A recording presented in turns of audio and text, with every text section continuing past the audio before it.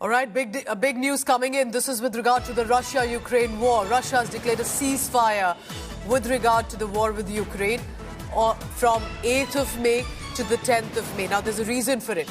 The reason is that Kremlin has said that Russian President Vladimir Putin ordered this full cessation of hostilities on humanitarian ground.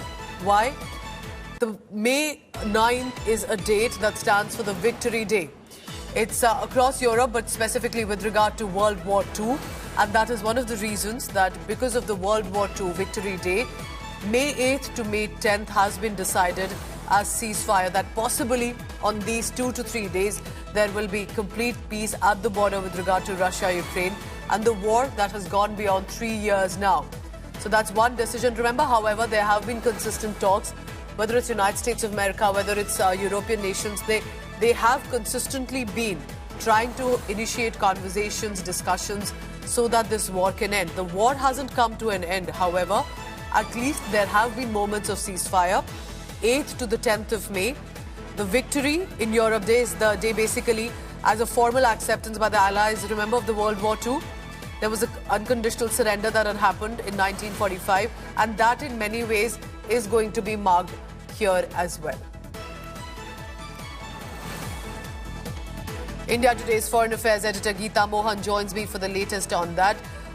And these are, remember, observed by Russia, former states of the Soviet Union as well.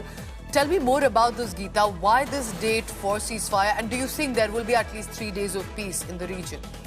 Well, 3 days of peace is what Russia wants. This is May 9th, Victory Day celebrations, where Russia, as part of the Allied forces, had won the World War II against the Nazi Germany.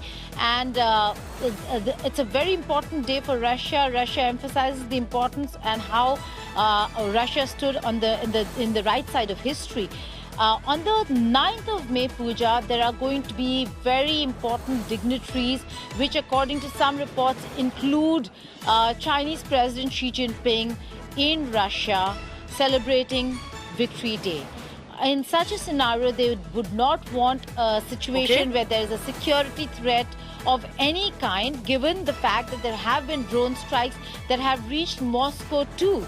So they do not want a situation where there is a security situation or security-like situation or a threat of any kind.